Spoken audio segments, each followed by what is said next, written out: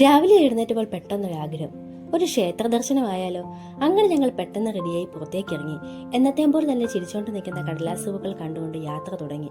ഇന്നത്തെ യാത്ര കുട്ടനാട്ടിലെ ഏറ്റവും പ്രസിദ്ധമായ മങ്കമ്പ് ശ്രീ ഭഗവതി ക്ഷേത്രത്തിലേക്കാണ്. മങ്കമ്പ് എന്ന പേര് കിട്ടാൻ കാരണം തന്നെ ഈ ക്ഷേത്രമാണ്. പണ്ട് ക്ഷേത്രത്തിലേക്ക് പോകാൻ കടത്തുവള്ളത്തിലായിരുന്നു യാത്ര. എന്നാൽ ഇപ്പോൾ പുതിയ പാലം വന്നതുകൊണ്ട് യാത്രാ സൗകര്യം സുഗമമായി. ഈ ക്ഷേത്രത്തിന് പിന്നെ രസകരമായ ഒരു കഥയുണ്ട്. അന്ന് ഭരിച്ച രാജാവിനോട് ഒരു പ്രജ തങ്ങൾക്ക് വീട് വെക്കാൻ കുറച്ച് തടികൾ ആവശ്യപ്പെടുകയും രാജാവിന്റെ സമ്മതപ്രകാരം തടി വെട്ടി വള്ളത്തിൽ തിരിച്ചു വരുമ്പോൾ 3 സുന്ദരികളായ സ്ത്രീകൾ അവരുടെ യാത്രയിൽ കൂടെ കൂടി. ഇന്നത്തെ മങ്കമ്പ് എന്ന സ്ഥലത്തെത്തിയപ്പോൾ സുന്ദരികളായ സ്ത്രീകൾ അവർ ദേവതകളാണെന്നും തങ്ങൾക്കായി ക്ഷേത്രങ്ങൾ നിർമ്മിക്കണമെന്നും ആവശ്യപ്പെട്ടു. തുടർന്ന് അവർ സ്വയം വിഗ്രഹങ്ങളായി മാറുകയും ചെയ്തു. ആദ്യത്തെ ക്ഷേത്രം കോയിക്കൽ എന്നറിയപ്പെടുകയും രണ്ടാമത്തെ ക്ഷേത്രം വടയാറ്റ് എന്നറിയപ്പെടുകയും തുടർന്ന് മൂന്നാമത്തെ ക്ഷേത്രത്തിൽ ദേവത ഒരു മാവിന്റെ ശാഖ എറിഞ്ഞ് അത് വീണ സ്ഥലത്ത് ഒരു ക്ഷേത്രം പണിയാൻ ആവശ്യപ്പെട്ടു.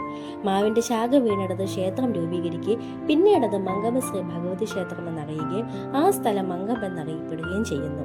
മീനമാസത്തിലെ വിഷുദിനത്തിലാണ് കൊടിയേറ്റ്. 10 ദിവസം നീണ്ടു നിൽക്കുന്ന ഉത്സവമാണ് ഇവിടെ. ഇതൊക്കെയാണ് ഈ ക്ഷേത്രത്തിന് പിന്നിലുള്ള ഐതിഹ്യങ്ങൾ. കൂടുതലായി അറിയുന്നവർ ഒന്ന് പറയണേ. അങ്ങനെ ക്ഷേത്ര ദർശനമൊക്കെ കഴിഞ്ഞ് പുറത്തിറങ്ങി. പിന്നെ കുറച്ചു നേരം റീൽസ് ഒക്കെ എടുത്ത് അത് ഞാൻ ഇൻസ്റ്റയിൽ പോസ്റ്റ് ചെയ്തിട്ടുണ്ട്.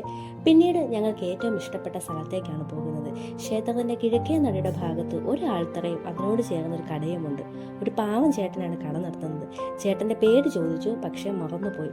വേറെ ഒരുപാട് കടകളിൽ നിന്നും കഴിച്ചിട്ടുണ്ടെങ്കിലും ചേട്ടന്റെ കൈപുണ്യമാണോ എന്നറിയില്ല. ഇവിടെ കിട്ടുന്ന ഉഴുന്നുവടയും ചായയും വേറെ ലെവൽ തന്നെയാണ്. കൂടുതൽ ക്ഷേത്ര ദർശനം എന്ന് പറഞ്ഞിറങ്ങുന്നതും ഇത് കഴിക്കാൻ വേണ്ടിയാണ് കേട്ടോ.